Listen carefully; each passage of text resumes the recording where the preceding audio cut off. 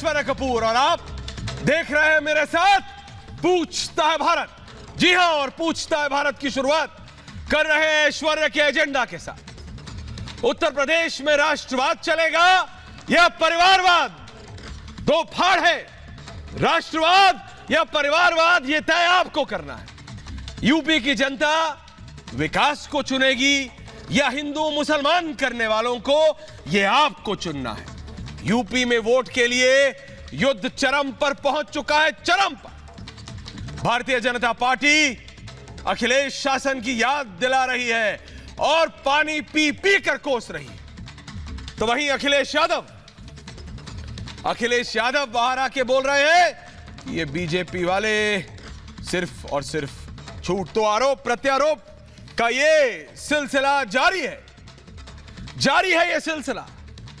लेकिन जो बात दिल्ली में परवेश वर्मा, स्वर्गीय साहिब सिंह वर्मा के साहबजादे और सांसद, उनके घर से शुरू की अमित शाह ने 250 से ज्यादा जाट नेताओं को इकट्ठा करके, वो बात आज जब अखिलेश यादव और जयंत चौधरी एक साथ मुजफ्फरनगर और मेरठ पहुंचे तो वहां आपके चैनल से वो विजुअल से लाए डायरेक्टर साहब, सिर्फ आपके चैनल पे ये दोनों नेता एक साथ हैं, सिर्फ और सिर्फ आपके चैनल पे अखिलेश यादव और जयंत चौधरी। जयंत बोल रहे हैं कि मैंने बहुत सोच समझ के निर्णय लिया है। अखिलेश बोल रहे हैं बीजेपी परेशान है इसलिए ये बोल रही है। तो क्या है असलियत? देख रहे हैं आप हमारे साथी के साथ, अखिलेश भी और जयंत भी, एक्सक्लूसिव, सिर्फ और सिर्फ आपके चैनल पे, रिपब्लिक और रिपब्लिक भारत पे। ये दोनों नेता बोल रहे हैं क्योंकि जितने भी आरोप बीजेपी लगा रही है उसका जवाब देते ये दोनों राजनेता आपके चैनल पे, सिर्फ आपके लिए। लेकिन ये दोनों है कौन? डायरेक्टर साहब शुरू करते हैं ग्राफिक्स से। ये दोनों हैं कौन? अखिलेश यादव और जयंत चौधरी। क्यों इन दोनों के साथ में आने से क्या दिक्कत या क्या फायदा हो सकता है? क्या कोई समीकरण बदल रहा है? ग्राफिक्स पर चलते हैं डायरेक्टर साहब। अखिलेश यादव के ग्राफिक्स, अखिलेश और जयंत वर्सेस योगी आदित्यनाथ है। यह बात साफ है कि अगर भारतीय जनता पार्टी को कोई टक्कर देने की स्थिति में भी है उत्तर प्रदेश में, तो वो कांग्रेस ना, बीएसपी ना, वो सिर्फ सपा है। लेकिन गैप अगर ओपिनियन पोल्स के अनुसार जाएं तो बहुत बड़ा है, खाई बहुत बड़ी है। ये जो खाई है दोनों के बीच में गैप है, ये बहुत बड़ा है। क्या इसको पाट पाएंगे अखिलेश? और क्या बाबा के करीब पहुंच पाएंगे? उसी में मदद के लिए जयंत साथ उतर आए। तो शुरू करते हैं जयंत चौधरी। कौन है जयंत चौधरी? 43 बरस के हैं जयंत चौधरी। पॉलिटिकल लीनिएज मैंने कल भी बताया था आपको, पश्चिमी उत्तर प्रदेश और किसानों के लिए भगवान तुल्य। आप निकल जाइए पश्चिमी उत्तर प्रदेश में, हरियाणा में, मध्य प्रदेश में भी कई रीजन्स में चौधरी चरण सिंह यानी भगवान। गलत नहीं कह रहा। चौधरी चरण सिंह के बेटे थे स्वर्गीय अजीत सिंह जी, चौधरी अजीत सिंह। कई मंत्रालय रहे इनके पास, लेकिन ये खुद एक सॉफ्टवेयर इंजीनियर थे। जयंत के पिताजी स्वर्गीय अजीत सिंह जी। अजीत सिंह जी जब अमेरिका में थे, टेक्सास में, तब जयंत चौधरी का जन्म हुआ अमेरिका में। तो बाय बर्थ वो अमेरिकन सिटीजन थे। उसके बाद वो हिंदुस्तान आए। हिंदुस्तान आके वो फिर पहली बार सांसद बने। पहली बार जब सांसद बने तो लोगों ने कहा अरे जयंत को क्या पता है, जयंत को क्या पता है। लेकिन उनके लिए कह रहा हूं, लाठियां खाई हैं उन्होंने इस दौरान, क्योंकि उनको पता है कि जो उनकी दादा की राजनीतिक विरासत थी, जो सपोर्ट था, वो है तो सही, लेकिन वो कहीं ना कहीं वो उसको समेट के रखने में सक्षम रह पाएंगे या नहीं, वो उनके लिए is going to be an uphill task, आसान नहीं होगा। It's going to be very very difficult for him, बहुत ज्यादा दिक्कत में हो सकता है। स्वर्गीय अजीत सिंह के बिना पहली बार जयंत इस बार मैदान में होंगे। अकेले हैं जयंत, लेकिन पॉलिटिकल लीनिएज बहुत स्ट्रांग है, तो क्या उसका फायदा होगा? वहीं दूसरी तरफ अखिलेश यादव की ओर बढ़ता हूं। बीजेपी सांसद जीवीएल नरसिम्हा राव, हर्षवर्धन त्रिपाठी, ममता काले, देवराज आहूजा सब जुड़ेंगे। जीवीएल जी बता रहा हूं, फिर आ रहा हूं, क्योंकि ये कौन से दो नेता हैं जो एक साथ आ गए हैं और बाबा को टक्कर देने की सोच रहे हैं। अखिलेश यादव जयंत से बड़े हैं पूरे 5 साल। जयंत 43 के थे, 43, अखिलेश इस 48, 48 वर्षीय अखिलेश यादव आज की तारीख में समाजवादी पार्टी के अध्यक्ष है। और इसमें एक तस्वीर माइनस है, मेरे साथी हेमंत भूल गए हैं, वो है प्रोफेसर राम गोपाल, जिनके हाथ में आज की तारीख में कहा जाता है सपा का पूरा काडर है। उनकी भी तस्वीर होनी चाहिए थी, लेकिन बहरहाल इटावा के प्राथमिक उन्होंने शिक्षा ली है इटावा से। राजस्थान के बोलपुर मिलिट्री स्कूल में फिर आगे की शिक्षा ली अखिलेश यादव ने। आगे बढ़ते रहे, ऑस्ट्रेलिया चले गए, ये भी विदेश गए, पढ़ के आए वापस, तो सीधा आते ही पार्टी की कमान नहीं संभाली। नेताजी सत्ता पे काबिज थे जब ये वापस आए। 2012 में ये उत्तर प्रदेश के मुख्यमंत्री बने और मुख्यमंत्री बनते ही घर में कलह हो गई, डिवीजन हो गया।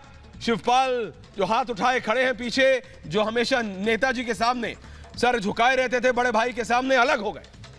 प्रोफेसर राम गोपाल आ गए, सत्ता पे काबिज हो गए। सपा में ऑर्गेनाइजेशन में राम गोपाल ने संभाल लिया और अखिलेश ने संभाल ली पार्टी को आगे बढ़ाने की कमान। लेकिन क्या ये दोनों नेता, वो ग्राफिक ले आइए, योगी आदित्यनाथ वर्सेस अखिलेश एंड जयंत, क्या अखिलेश यादव और जयंत चौधरी एक साथ मिलके बाबा को यानी योगी आदित्यनाथ को टक्कर दे पाएंगे? मैं कहता हूं देखिए, अखिलेश का जो MY फॉर्मूला है, मुस्लिम यादव फॉर्मूला, अनुराग भदौरिया समाजवादी पार्टी के हैं, मलूक नागर BSP के, वारिस पठान AIMIM के, अखिलेश यादव, वो दूसरे ग्राफिक पे चलते हैं डायरेक्टर साहब।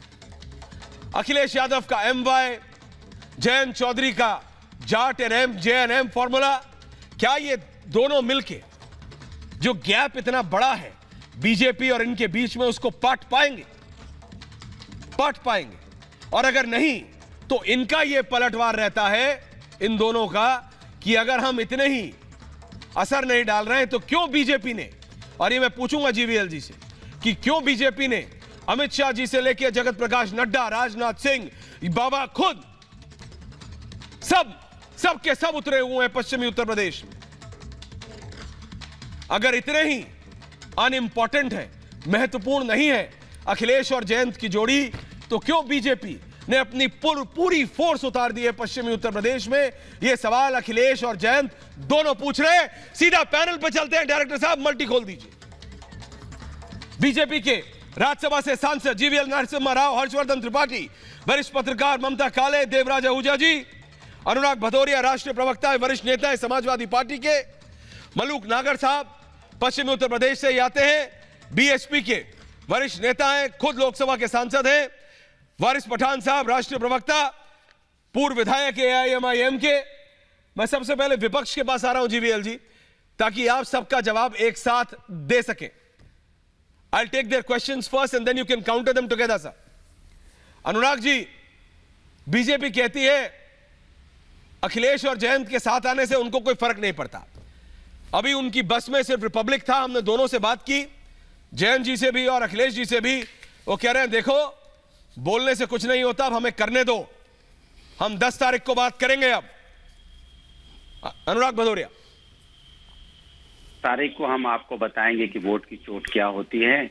और जिस तरह से आपने उत्तर प्रदेश को रौंदा है, महंगाई यहाँ पे दी है, बेरोजगारी दी है, महिलाओं पे अत्याचार दिया है, किसानों को रौंदा गया है और छात्रों को बट से वो जो बंदूक होती है, बंदूक की बट से मारा गया है, उनके पीठ को आपने पायदान बनाया है। वो उसका जवाब मिलेगा 10 मार्च को, करारा जवाब उत्तर प्रदेश की जनता देगी। हालत भारतीय जनता पार्टी के नेताओं की ये हो गई है कि दरवाजे दरवाजे घूमना पड़ रहा है। दरवाजे दरवाजे जो अपने घर से नहीं निकलते थे, 15 किलोमीटर दूर किसान बैठा था, उनको खालिस्तानी पाकिस्तानी चोर डकैत मवाली बता के आप उनसे मिलना नहीं चाह रहे थे। आज उनके दरवाजे पे जाके माथा टेक रहे हो और लगा लगा के थूक आप कोरोना फैला रहे हो। तो ये उत्तर प्रदेश की जनता देख रही है कि कौन डरा हुआ है। और एक देखिए हालत, देखिए, 1 नहीं, 2 नहीं, 3 नहीं, 4 नहीं, 5 नहीं, 6 नहीं, 7 नहीं, 8 नहीं, 9 नहीं, ना जाने कितने नेता गली गली बीजेपी के भटक रहे हैं और भटक भटक के अटक जा रहे हैं, क्योंकि उनको जनता सम्मान दे ही नहीं रही है। जनता ने तो तय कर लिया है, भैया आप आओ, भटको, दौड़ा देती है जनता। जैसे जाते हैं गांव से भगा दिए जाते हैं विधायक, इनके वोट मांगने जाते हैं उनको गांव में नहीं घुसने दिया जाता है। तो इसका मतलब क्या है? जनता है ये। जनता को आपने किस तरह से परेशान किया था कोविड काल में। अपने लोग जब यहाँ के ऑक्सीजन की कमी हो कि लोगों की मौतें हो रही थी, तो आपके मुख्यमंत्री, बाबा मुख्यमंत्री क्या बोलते थे? सांसद महोदय नोट कर रहे हैं, अनुराग जी बात करोगे तो आप जो बोल रहे हैं जीवीएल जी नोट कर रहे हैं। पलटवार आएगा जल्द। अनुराग जी, पलटवार क्या आएगा? पलटने लायक बचे ही नहीं, वार खत्म हो गया, तो बचा क्या है? कहाँ है भाई? पलटे पड़े हुए हैं, उल्टे पलटे, इनके पास कुछ है ही नहीं। क्या करेंगे? 5 साल का काम ही नहीं इनके पास, तो क्या जवाब देंगे? अभी देख लेते। जीवीएल जी जवाब दे रहे, जीवीएल जी सांसद महोदय जवाब दे रहे। मलूक जी आ रहा हूं, वारिस जी आ रहा हूं। ऐश्वर्य जी, आपको और सभी दर्शकों को नमस्कार। आपने इस प्रोग्राम के शुरुआत में दो परिवारवाद से उभरे हुए 2 युवा नेता को आपने बहुत बड़ा चढ़ाकर उनका इंट्रोडक्शन किया है। लेकिन अपने दम पर इन्होंने क्या कर सके, यह जनता सवाल पूछेगी। क्योंकि आज के भारत में, आज के उत्तर प्रदेश में, नया भारत, नया उत्तर प्रदेश में आपकी क्या योगदान है, आपकी क्या व्यक्तित्व है, आपकी क्या गुण है, ये जनता देखती है। आप किसके पोते हो, किसके बेटे हो, इससे ज्यादा ये मायने रखता है। जनता ने 2012 में जब सपा को सत्ता दिया था तो अखिलेश यादव के हाथ में नहीं दिया था, लेकिन पिताजी ने उनके बेटे के नाम पर उनको सत्ता प्राप्त हुआ। लेकिन क्या कर सके? 5 साल में जनता ने इतने नाराज होकर उनको बाहर निकाले। उसके बाद 2019 के चुनाव में सपा बसपा मिलकर, तब भी आप ये छोटे गठबंधन को लेकर बहुत बड़ा प्रोजेक्शन कर रहे हैं। एसपी आरएलडी एक छोटा अलायंस है, एसपी बीएसपी का महा अलायंस था। जब ये महागठबंधन हमारा कुछ नहीं कर सका, ये छोटे अलायंस हमारा क्या करेगा? तो 2017 में 2 लड़के निकले, वो दोनों का साइकिल पंक्चर हो गया। 2017 में राहुल और अखिलेश साइकिल पर सवार थे। अब 2 नए लड़के सवार हैं, बस इनका भी वही हाल होने वाला है, इनका भी साइकिल का दोनों टायर पंक्चर होने वाला है। तो भाई अनुराग कह रहे थे वोट की चोट पड़ेगी। वोटर की कभी चोट नहीं पड़ती है भाई साहब, वोटर के आशीर्वाद मिलता है। आप इस भाषा में बात करते हैं क्योंकि आपकी पूरी राजनीति ही एक क्राइम आधारित राजनीति है। तो चोट वोटर की चोट नहीं, वोटर की आशीर्वाद मिलेगा, हमें मिलेगा, आपको नहीं मिलने वाला है। और 9 नेता भटक रहे, 9 क्या 90 नेता। हम जमीन में जाने वाले लोग हैं। हम जनता के सामने, जनता के साथ जीने वाले, मरने वाले लोग हैं। और जनता के पास नहीं जाए तो किसके पास जाए?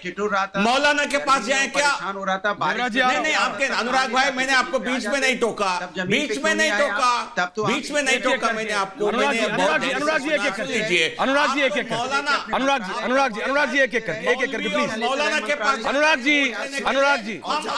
जी प्लीज, अनुराग जी एक एक करके, don't do this Anurag ji, don't do this. देखिए, जब आप बोल रहे थे तो सांसद महोदय सुन रहे थे, जब सांसद बोल रहे हैं तो आप भी सुन लीजिए। अरे आप भी तो जाएंगे संसद में। अनुराग जी ऐसा मत करिए, संसद में तो कोई एक दूसरे को नहीं सुनता है। अरे संसद में कोई नहीं सुनता, यहां तो सुनने दीजिए प्लीज।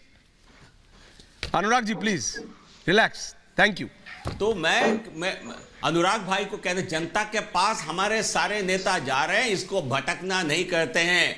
जनता के पास जाकर के उनके आशीर्वाद लेना, जो 5 साल में हमने जो काम किए हैं उनके लिए, उनसे आशीर्वाद लेने के लिए हम जाते हैं। हमारे बड़े बड़े नेता भी सड़कों में जनता के बीच जाकर मिलेंगे। ये हमको इसमें, आप तो परिवारवाद से आए हुए नेता लोग हैं, तो इसलिए अखिलेश बाबू को या अनुराग भदौरिया को शायद जनता के पास जाना इसमें कोई शर्म आती होगी। हमें बिल्कुल शर्म नहीं, हम तो गर्व महसूस होता है। हम जनता के बीच गांव में जाकर के, गांव मोहल्ले में जाकर के, हमारे बड़े नेता अमित शाह जी जैसे बड़े नेता, कद्दावर नेता भी उनके पास जाते हैं, उनका आशीर्वाद लेने जाते हैं। आप जैसा घमंड हमें नहीं है। नौ नेता क्या, सारे उत्तर प्रदेश में भारतीय जनता पार्टी की सारी फौज निकल कर जनता के बीच जाएगी। इसमें क्या, हम हर चुनाव को गंभीरता से लड़ते हैं। आप जैसा केवल पार्टियां करने वाले जो नए पीढ़ी के युवा नेता आपके पार्टियों के हैं, वैसा हम नहीं है। मेहनत करने वाले लोग हैं हमारे नेता। सभी उतरेंगे पर, हम सभी उतरेंगे सड़क पर, जनता से मिलेंगे, आशीर्वाद लेंगे। यही राजनीति है, यही लोकतंत्र है। विवेक तिवारी की आप इस लोकतंत्र को नहीं समझते। आप गुंडों के द्वारा, मौलाना के द्वारा चुनाव जीतना चाहते हैं। ये हमारी नीति, हमारी कल्चर नहीं है। कमाल की बात करते हैं आप भैया, कैसा आशीर्वाद देते हैं। ऐसा आशीर्वाद उत्तर प्रदेश की जनता को नहीं चाहिए। किसान को आप बंदूक की बट से मारोगे, कहोगे आशीर्वाद दे रहे हैं हम। ऐसा आशीर्वाद छात्रों को नहीं चाहिए। छात्रों को रोजगार चाहिए। देवराज जी, मार के सर फोड़ दे रहे हो, कह रहे मैं आशीर्वाद दे रहा हूँ। ये आशीर्वाद नहीं चाहिए उनको। उनको चाहिए रोजगार, और जो रोजगार देने की जगह आप उनका सर फोड़ दे रहे हो। सोचो आप जाते हैं। ये ऐसा आशीर्वाद नहीं चाहिए भैया, ऐसा आशीर्वाद। मलूक नागर जी, नागर साहब और वारिस पठान जी, नागर जी एंड वारिस पठान साहब। ऐश्वर्या जी, इनको पहले बंद तो करो। जिस तरीके कर दिया, आराम से कर रहे हैं पूरा। आप भी सांसद हो, वो भी सांसद है। सांसदों ने किसकी सुनी है? दोनों बात कर रहे हैं। अरे सांसद तो स्पीकर की नहीं सुनते। मैं तो तब भी ऐश्वर्या कपूर हूं। क्या बात कर रहे हो आप लोग तो स्पीकर की नहीं सुनते, मेरी कौन सुन रहा है? मैं तो ये कह रहा हूं नागर साहब, पश्चिमी उत्तर प्रदेश में नागर साहब, ये आपको लगता है? हाँ बोलिए जी, बोलिए, बताइए नागर साहब, फ्लोर इज योर्स। जी देखिए, दोनों हमारे साथी जिस तरीके से बहस कर रहे हैं वो तो इन्फेक्शियस हो गई है, क्योंकि टेलीविजन पे देखने वालों को कुछ समझ में ही नहीं आ रहा कौन सा क्या कह रहा है। अपनी विचारधारा को, अपनी बात को रखने का एक सलीका, एक तरीका हो तो बात रखी जा सकती है। पश्चिमी उत्तर प्रदेश में जो चुनाव की, जहां से देश के सबसे बड़े प्रदेश की उत्तर प्रदेश में जो बिगुल बजा है, और 10 तारीख को जहां वोटिंग है वो शुरुआत पश्चिमी उत्तर प्रदेश से हो रही है। और वो पश्चिमी उत्तर प्रदेश गन्ना प्रदेश है, गन्ने का प्रदेश है। तो वहाँ जिन्ना की बात नहीं होनी चाहिए, हिंदू और मुसलमान की बात नहीं होनी चाहिए, पाकिस्तान और हिंदुस्तान की बात नहीं होनी चाहिए। ये क्या बात हो रही है? हमारा पूरा देश को प्रजातंत्र, लोकतंत्र व्यवस्था में वर्ल्ड में नंबर 1 पे आता है। पूरा संसार देख रहा है, सबकी नजरें टिकी हुई हैं उत्तर प्रदेश के चुनाव पे कि क्या हिंदू मुसलमान, जिन्ना, अब्बा, क्या क्या बातें हो रही हैं। इश्यूज पे बात होनी चाहिए, किसानों पे बात होनी चाहिए, फसलों पे बात होनी चाहिए, डबल इनकम हो किसानों की, इस पे बात होनी चाहिए, उद्योग बंद हो गए, इस पे बात होनी चाहिए, रोजगार कोरोना महामारी के बाद बिल्कुल ठप हो गए, इस पे बात होनी चाहिए, उत्तर प्रदेश की अर्थव्यवस्था खराब हो गई है, इस पे बात होनी चाहिए, देश की अर्थव्यवस्था खराब हो गई है, इस पे बात होनी चाहिए, माननीय प्रधानमंत्री जी का जो सपना $5 ट्रिलियन का देश का कैसे हो, इस पे बात होनी चाहिए। हम देश को ले किधर जाना चाह रहे हैं? खैर, अब मैं कहना चाह रहा हूं, पश्चिम उत्तर प्रदेश में जो दोनों पार्टियों का, आरएलडी और सपा का जो अलायंस है वो नेचुरल नहीं है। और जो 2013 और 14 का जो दंगा हुआ था वो मेरी लोकसभा में है, कमालगांव, मीरापुर विधानसभा पड़ती है मेरी बिजनौर लोकसभा में। हाँ जी। तो ये 2019 के में सिद्ध हुआ कि ये नेचुरल अलायंस नहीं था, क्योंकि बागपत से जहां से जैन जी चुनाव लड़ रहे थे, जहां से अजीत सिंह जी मुजफ्फरनगर से चुनाव लड़ रहे थे, मेरी बराबर की सीट मिली हुई है, वहां से ये लोग चुनाव जीत नहीं पाए थे। दूसरा, आरएलडी का एक मुद्दा, नारा रहा है पिछले कई दशकों से कि अलग हरित प्रदेश बनाएंगे। समाजवादी उसकी घोर विरोधी रही है कि हम इसके पक्ष। ये बात तो ठीक है। तो ये नेचुरल अलायंस नहीं एसपी वर्सेस बीएसपी। किसान भाजपा से भी नाखुश हैं। जो कृषि कानून पे, इसका पूरा फायदा हमें मिलने वाला है। पिछड़े 66% हैं पश्चिम उत्तर प्रदेश में, जिनमें जाट ज्यादा है, गुजर भी बराबर है, यादव में पाले, सैनी है, कश्यप है, सुनार है, लुहार है, कुम्हार है, तमाम 66% के करीब है। और जिसमें कुर्मी, पटेल, भूमिहार, राजभर इधर है ही नहीं, वो पूर्वी यूपी में है। तो इसका 22% दलित, जिसको बहन जी को जो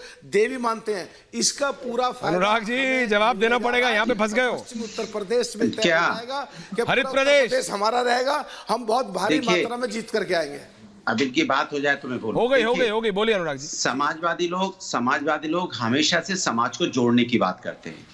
हम समाज को जाति धर्म में नहीं बांटते, वर्गों में नहीं बांटते, और समाज को आगे ले जाने की बात हरित करते हैं। प्रदेश का उत्तर बताओ ना को जो आगे- उन्होंने छेड़ा है। संपूर्ण सुन तो लीजिए, जी, संपूर्ण सुन उत्तर रहा हूं, प्रदेश को बताइए। आगे ले जाने की बात करते हैं।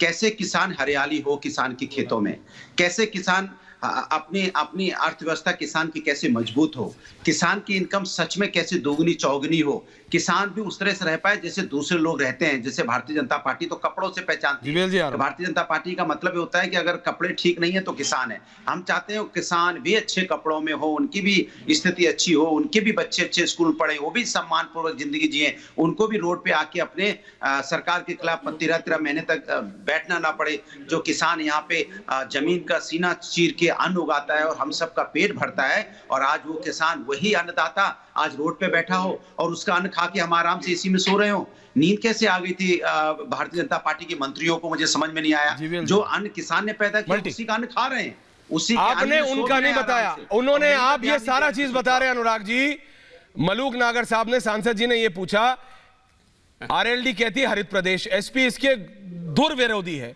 आपका क्या कहना है? मैंने आपसे क्या बोला? किसान की खेतों में हरियाली हो, किसान हरा भरा हो, किसान की जिंदगी हरी भरी हो, किसान की इनकम चौगुनी पांचवी हो, किसान भी सम्मान पूर्वक जिंदगी में वारिस जी जी, पाए, वारिस जी, किसान ममता कैसे कर। आगे बढ़े, जीवीएल जी किसान आ रहा हूं, कैसे मजबूत जीवीएल जी आ हो, रहा हूं, आ रहा हूं, किसान कैसे खुशहाल हो, इसी की तो बात कर रहे हैं हम हर्षवर्धन लोग। जी आ रहा हूं। और इसी को हम आगे बढ़ाना चाहते हैं। वारिस जी, जब आज GVL ji, I am coming to you just a minute sir.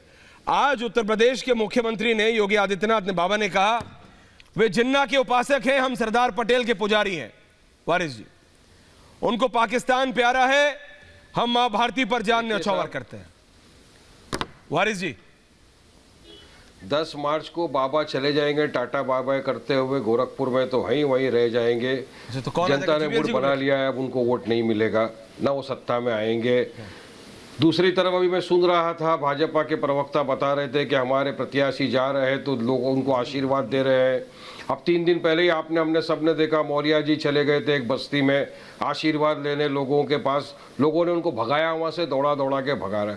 अभी भी इनके जो प्रत्याशी लोग जाते हैं तो उनको भगाया जाता है, किसानों के पास जाते भगाते हैं। तो मैं तो कहूँगा अगर थोड़ा हिम्मत है तो भी जो बेरोजगार युवा घूम रहा है उसके पास जाइए, आपको बराबर से लोग बताएंगे क्या चीज़ है। मोदी जी ने कहा था 70 लाख युवाओं को रोजगार देंगे, 70 लाख युवाओं को तो रोजगार नहीं दिया, बल्कि करोड़ों युवा बेरोजगार हो गया उत्तर प्रदेश में। और जब वो एग्जाम का टाइम आ रहा है, आरआरबी के, अपने देखा क्या हो गया एनटीपीसी के अंदर, घर घर में घुस घुस के पुलिस किस बर्बरता से हमारे युवाओं को मार रही है। अभी मैं कई वीडियो देख रहा था, उसमें दिखा रहा था, युवा ने कहा कि भाई हम तो आपके साथ थे, आपने सबका साथ सबका विकास सबका विश्वास की बात की थी, मगर आपने युवा के लिए किया कि हमारे पास तो खाना खाने को पैसा नहीं है।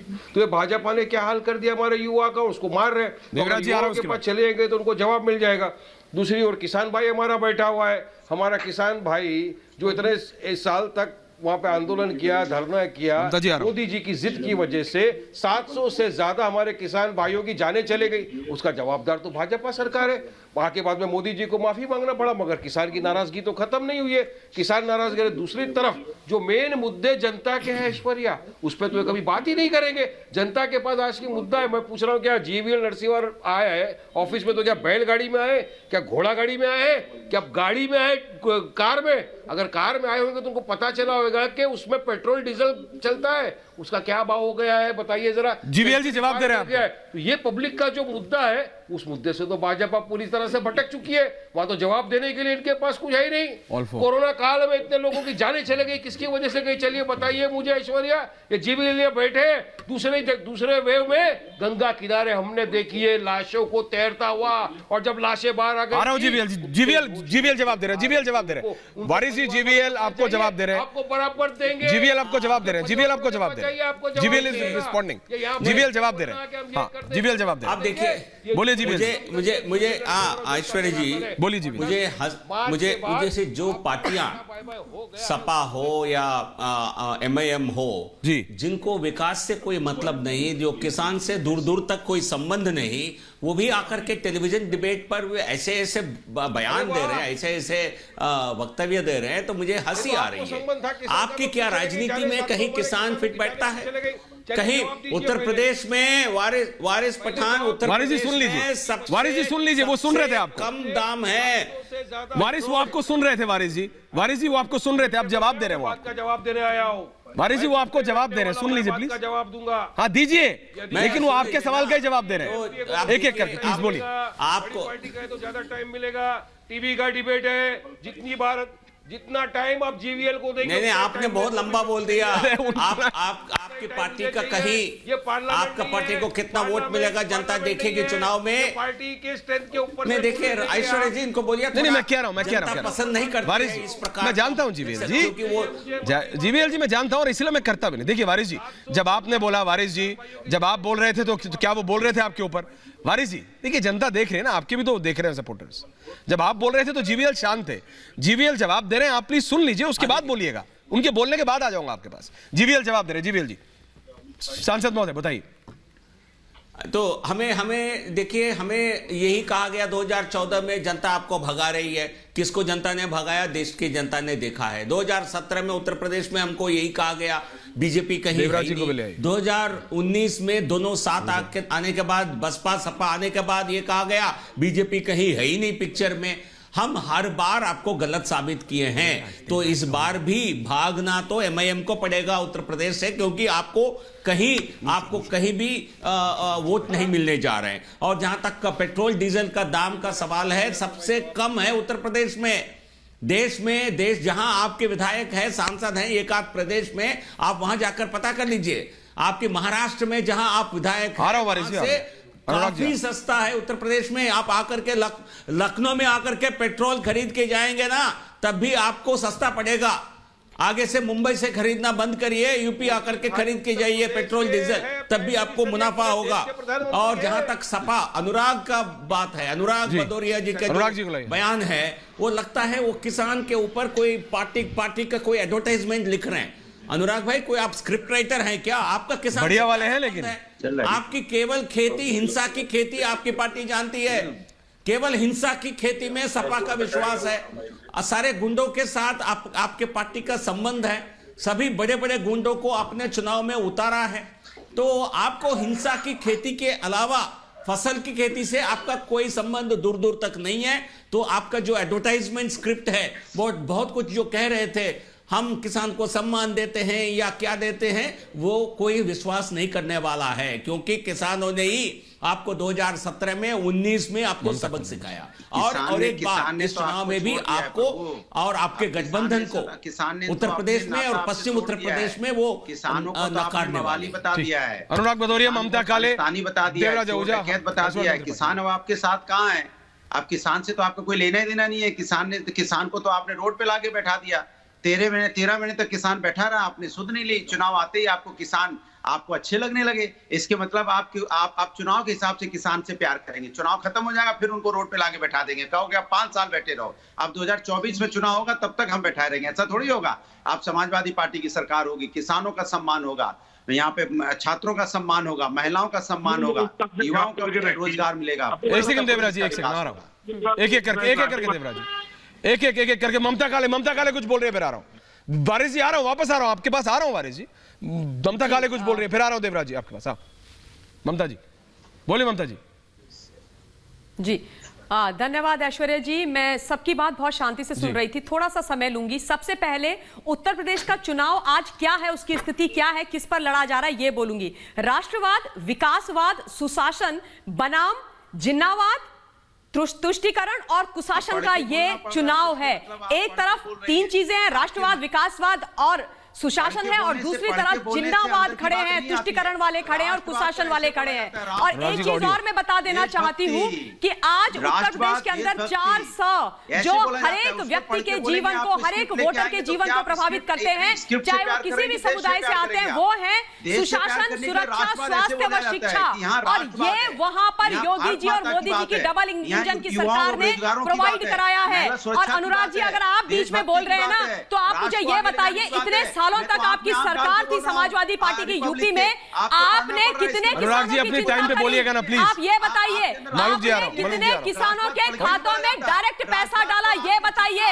और वारिस जी आ रहा हूं। राष्ट्रवाद और विकासवाद की सरकार चलेगी वहां पर, फतवों की सरकार नहीं चलेगी। संविधान से उत्तर प्रदेश चलेगा, फतवों से नहीं। रिलैक्स। ये आप मान लीजिए, और आप ये भी मान लीजिए। हर्षवर्धन त्रिपाठी, वारिस पठान, मलूक नगर। उत्तर प्रदेश की हर्षवर्धन त्रिपाठी, देवराज आहूजा, वारिस पठान, मलूक नागर। जी बोलिए, इन चारों को रखिए। ये बताइए कि आप वारिस जी बोलिए, वारिस जी बोलिए, वारिस जी बोलिए। जीवीएल जी आ रहा हूँ, वारिस जी बोलिए। अनुराग जी रिलैक्स, दादा प्लीज। आज ही हमारी पार्टी के सदर ने एक नारा दिया है, क्या? नून रोटी नहीं खाएंगे, दरी नहीं बिछाएंगे, मजलिस को जिताएंगे। और हमने वहां पर उत्तर प्रदेश में भागीदारी परिवर्तन मोर्चा के साथ गठबंधन किया है, जिसके हमारे कन्वेयर है बाबू सिंह खुशवा साहब, साथ में वमन मेश्राम साहब है। और हमारा पार्टी ने खुली रट से कहा है कि अगर हम सत्ता में आए तो हम एक ओबीसी को हमारा मुख्यमंत्री बनाएंगे और एक दलित भाई को हमारा मुख्यमंत्री बनाएंगे। हमने कहा हम 3 उप मुख्यमंत्री रखेंगे, उप मुख्यमंत्री रखेंगे, जिसमें एक मुसलमान भी होगा। क्या ये ताकत समाजवादी के अंदर है बोलने की, इस तरह घोषणा करने की कि यदि हम सत्ता में आए तो हम एक मुसलमान को उप मुख्यमंत्री बनाएंगे? आपने बोला वारिस जी, आपने बोला, मैं पूछूंगा, लेकिन अरे हम ओबीसी, हमारे दलित भाई सबको साथ में लेके चल रहे हैं और ये हिस्सेदारी की लड़ाई है। हमको उत्तर प्रदेश की सियासत में हमारा हिस्सा चाहिए, पॉलिटिकल एम्पावरमेंट चाहिए। ऐश्वर्या, हिस्सा जनता देती है, हिस्सा थोड़ी नेता है, दलितों का हिस्सा जनता देगी ना। हर्षवर्धन जी, हर्षवर्धन जी, हिस्सा तो जनता देगी ना। अगर जनता को जो वारिस पठान और असाउद्दीन ओवैसी कह रहे हैं अगर उनको पसंद आएगा तो जनता देगी ना। अगर उनको समझ नहीं आएगा तो इनको जवाब मिल जाएगा। बिल्कुल नहीं, निश्चित तौर पर। हर्षवर्धन जी, जी आ रहा हूं।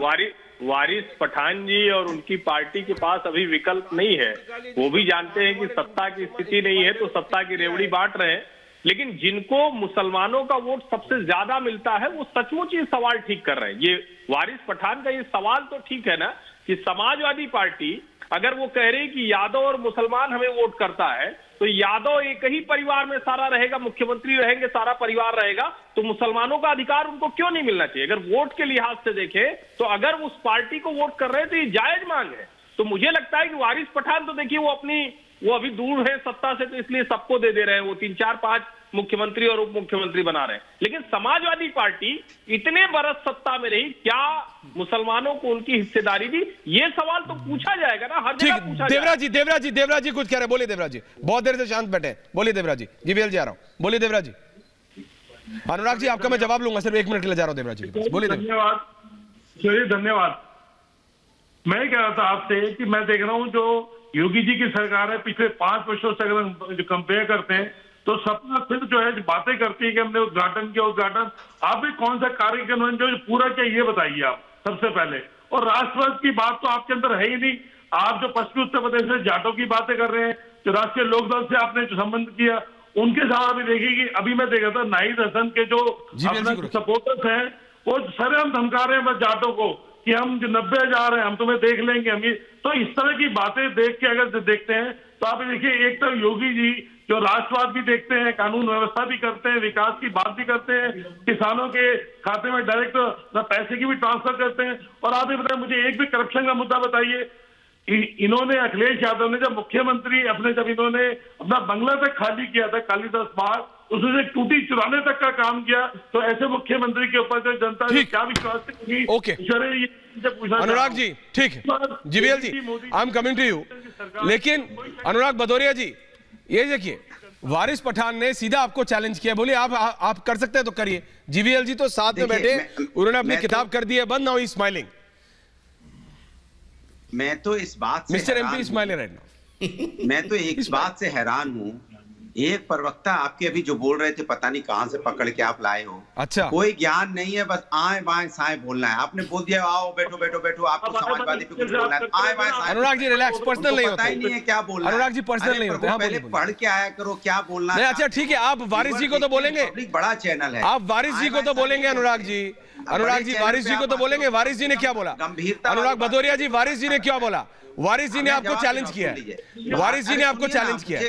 अरे वारिस जी वर्सेस अनुराग भदौरिया, अरे मैं हो गया, आप इतनी बार रिपीट करने से थोड़ी आप मुझे जो बोलना है मैं बोलूंगा। बोलिए प्लीज। वारिस जी ने क्या बोला, आप रिपीट पे रिपीट मार रहे हो, रिपीट मार रहे हो। रिपीट नहीं, वो सवाल कर रहे हैं आपसे सर, वो आपसे सवाल कर रहे हैं दादा, माहौल बनाते हैं, वो आपसे सवाल कर रहे हैं। जादूगर थोड़ी यार, मुझे बोलने दो, मुझे बोलना। बोलिए। सवाल ये नहीं है ना, हम सवाल ये है कौन यहाँ डिप्टी सीएम, कौन फाइनेंस मिनिस्टर, कौन पीडब्ल्यूडी मंत्री बनेगा।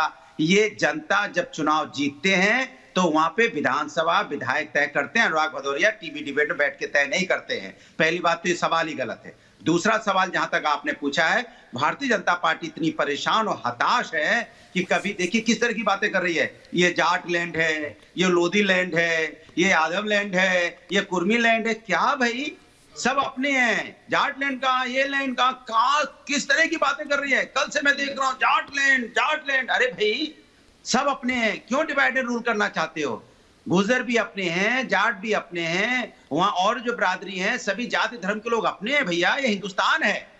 ये जाट लैंड, ये गुजर लैंड, ये लैंड, वो लैंड, यही भारतीय जनता पार्टी कर रही है। 5 दिन से हार का डर से परेशान है तो डिवाइड एंड रूल करना चाहती है। सोचती है अब इसी में बांट दो, जाट बांट दो, गुजर बांट दो, कुर्मी बांट दो, लोधी बांट दो, ठाकुर बांट दो, पंडित बांट दो, यादव बांट दो, सबको बांट के सत्ता हत्या आना चाहती है। लेकिन उत्तर प्रदेश की जनता है प्रभु, ये उत्तर प्रदेश की जनता थूक लगा के पर्चे बांटने में विश्वास नहीं रखती है। ये पर्चा तो ले लेती है और बाद में पर्चे को डस्टबिन में डाल देती है, क्योंकि जानती है ये पर्चा कहां से आया है। ये पर्चा हमें बहलाने के लिए आया है। ये पर्चा 5 साल तक किसी ने कोई झांकने की कोशिश नहीं की कि 5 साल तक लोग परेशान थे, जरा उनकी परेशानी को झांक लेते। कोविड काल में लोग ऑक्सीजन तड़प तड़प के मर गए, उनके किसी के घर में कोई नेता गया? क्या चाय पी नहीं चला जाता कि क्या तकलीफ है, क्या हुआ, कैसे हो गया, हमारी मजबूरी है, हम आए आपके पास क्योंकि आपने मुझे चुना था, मुझे सत्ता दी थी। मेरी नाकामी की वजह से आपकी परिवार जीवीएल जी ममता जी कमेंट, ममता जी जीवीएल जी के बाद आ रहा लोगों ने रोन दिया। जीवीएल जी जवाब दे रहे हैं आपको। नागर साहब आ रहा हूं आपके पास। जीवीएल साहब, जीवीएल जी, अनुराग जी रिलैक्स। हो गया दादा। ऐश्वर्या जी, हाँ जीवीएल जी, अनुराग भदौरिया जी अपने पार्टी के अस्तित्व को, अपने पार्टी के अतीत को, इतिहास को भूलकर कोई नए पिक्चर यहाँ सबके दिमाग में बिठाने की कोशिश कर रहे हैं। अच्छा अनुराग भाई, जनता जानती है आपकी पार्टी की क्या असलियत है। सबका साथ सबका विकास एक करके प्लीज हमारी है, केवल नारा नहीं, नीति में हम इसको अपनाते हैं। और आपकी क्या, आप आकर के यहाँ क्या क्या भाषण दे रहे हो अनुराग भाई? बांटना, जातिवाद करना, ये आरोप हम पर लगता है क्या? एमवाई किसने, एमवाई की राजनीति? एक करके अनुराग दादा, एक करके दादा। आपकी पार्टी पूरी समाजवादी पार्टी का अस्तित्व है क्या? आपके पास जाति नहीं है तो आप है क्या? समाजवादी पार्टी का क्या अस्तित्व है? छात्र भूल जाएगा। 1% वोट नहीं मिलेगा, आप जातिवाद को छोड़ देते हो। आप अनुराग जी प्लीज दादा रिप्लाई कीजिएगा एक के ऊपर एक। जातिवाद के नाम, अनुराग जी प्लीज, धर्म की, अनुराग जी प्लीज एक करके आप यहाँ तक पहुंचे हो। आप अनुराग जी एक करके प्लीज। बचा हुआ है मलूक जी का ऑडियो कनेक्ट कीजिए तो आपको 1% वोट, आप वारिस पठान से बहुत पीछे रह जाओगे, एमआईएम से भी छोटे पार्टी बन जाओगे। ममता काले। ठीक जी। उत्तर प्रदेश में हर तरह की सांप्रदायिकता फैलाकर, हर तरह की। एक सेकंड ममता जी, जीवीएल को पूरा करने दीजिए। जीवीएल जी बड़े भाषण दे रहे हो यहाँ, और जीवीएल जी को पूरा करने दीजिए। आप वारिस पठान, इनको उप मुख्यमंत्री बनाने की जरूरत नहीं है। यहाँ सुपर, एक सेकंड ममता जी रिलैक्स। अखिलेश यादव उनके हाथों में एक तरह से कठपुतली की तरह रहते हैं। आजम खान जैसे ही ये इनकी जीत नहीं होने वाली है, लेकिन पिछले सरकार में उत्तर प्रदेश की जनता ने देखा है तो कैबिनेट में किसकी चलती थी, अखिलेश की नहीं चलती थी। डरते थे वो आजम खान से। ये आजम खान की पार्टी है ये, तो इसलिए ये सुपर मुख्यमंत्री है ऑलरेडी आजम खान। और अखिलेश यादव के पास कोई इस प्रकार का कोई ताकत ही नहीं है। ममता काले कुछ कह रही है, फिर मैं आ रहा हूं नागर साहब, आपको ऑडियो कनेक्ट हो गया। वारिस जी आ रहा हूं आपके लिए, आपके पास आ रहा हूं। ममता काले जीवीएल जी, जीवीएल जी का ऑडियो कहां गया भाई? 30 सेकंड्स। मुझे बड़ा बुरा लगता है जब वो लोग आकर के ऐसी बातें करते हैं नेशनल, जिन्होंने इतने टाइम शासन के नाम पर जनता को चूना लगाया है। और दुख मुझे इस बात का होता है कि जब भाजपा के कार्यकर्ता से नेता बने हुए लोग जनता के पास जुड़ने के लिए जाते हैं तो इनको तकलीफ होती है, इनके पेट में दर्द होता है। आपके पास तो ये प्रणाली नहीं है, आपके पास तो ये सोच ही नहीं है। आपको तो प्लेटर में मिला है भैया, राजसी खानदान के लोग हो तो आपको क्या पता जनता से और जमीन से जुड़ना क्या होता है। पहली बात। दूसरी बात, मैं इनको यह बोलना चाहती हूं कि कोविड के नाम पर ज्ञान देने वाले लोग अखिलेश यादव से जाकर के पूछेंगे कि वैक्सीन के नाम पर इतना बड़ा झूठ कैसे बोला, ऐसे जनता को मरने के लिए क्यों छोड़ा, बरगलाया क्यों, जनता के दुश्मन हो या हितैषी हो। 30 सेकंड्स हर्षवर्धन जी, 30 सेकंड्स हर्षवर्धन जी, सबके पास आ रहा हूं। अनुराग दादा सबके पास आ रहा हूं। हर्षवर्धन जी 30 सेकंड्स। ऐश्वर्या जी, हाँ दादा, देखिए जिस जगह पर पहले और दूसरे चरण का चुनाव होने जा रहा है, उस पश्चिमी उत्तर प्रदेश को अगर विकास के नाम पर देखेंगे तो सबसे बड़ी सौगात मिली है, चाहे वो 14 लेन का एक्सप्रेस हो, RRTS हो या अभी मेजर ध्यानचंद विश्वविद्यालय हो। अगर उसी कद काठी सामाजिक स्थिति वाले लोग हरियाणा से गोल्ड मेडल जीतते हैं, पश्चिमी उत्तर प्रदेश से क्यों नहीं जीत पाते थे? क्या किसी राज्य सरकार ने उस क्षेत्र के लिहाज से विकास की योजनाएं बनाई? दिल्ली इतने नजदीक होते हुए 60 किलोमीटर इतना दूर क्यों था? मुझे लगता है नागर साहब लास्ट 30 सेकंड्स पड़ेगा। नागर साहब लास्ट 30 सेकंड्स। जी नागर साहब। नहीं, सब जो ये कह रहे हैं कि पश्चिमी उत्तर प्रदेश से क्यों जीतते थे, तो हरियाणा से जो जीतते हैं क्या भाजपा की सरकार होती थी हमेशा? तो मेरे हिसाब से जो ज्यादातर बहस चल रही है, कहीं जाटलैंड जी, कहीं पे जिन्ना, कहीं पे अब्बा, इनको छोड़ो, विकास की बात करो, किसानों की बात करो, गन्ने की बात करो, रोजगार की बात करो, अर्थव्यवस्था की बात करो, लोगों को कोरोना के बाद में शारीरिक रूप से दिक्कतें हो रही हैं, मेडिकल की बात करो, मानसिक रूप से परेशान हो रहे हैं, इसकी बात करो। और जो आने वाले चुनाव के लिए जिस तरह की बातें हो रही हैं, हमारे देश की बदनामी बाहर ना हो, देश सबसे पहले है, इस चीज का भी ध्यान रखें। बिल्कुल। और चर्चा करते दफे, बहस करते दफे वहां तक ना पहुंच जाए जो हमारे देश की। देखिए वारिस जी, आपके सवाल का सपा ने जवाब नहीं दिया, लेकिन लास्ट 10 सेकंड्स देवराज जी, लास्ट 10 सेकंड्स आपको दे रहा हूं, बोलिए देवराज जी, लास्ट 10 सेकंड्स देवराज जी। देवराज जी का ऑडियो। राष्ट्रवाद के जो विरुद्ध की बात करने वाले, जिन्ना पाकिस्तान की बात करने वाले, सारे क्रिमिनल्स को टिकट देने वाले, ये सपा पार्टी दंगाइयों की सरकार, जिन्होंने केवल मात्र जो दंगों के ऊपर ही चला है, आजम खान, मुख्तार अंसारी इनको अच्छे लगते हैं, इनको नाइल जैसे लोग, आजम खान के ऊपर 100 केस, उनकी पत्नी के ऊपर 45 केस, अब्दुल्ला आजम को कैंडिडेट बनाया 33 केस, तो ऐसे क्रिमिनलों की पार्टी, इन्हीं को मुबारकबाद है। जीवीएल जी, वारिस पठान ने जो सवाल पूछा उसका जवाब नहीं दिया है सपा ने आज तक, तो ये डिबेट जारी रहेगी। बहुत बहुत धन्यवाद जीवीएल जी, समय कम दे पाया। थैंक यू सो मच ममता काले जी, नागर साहब, वारिस जी, बहुत बहुत धन्यवाद आप सबका।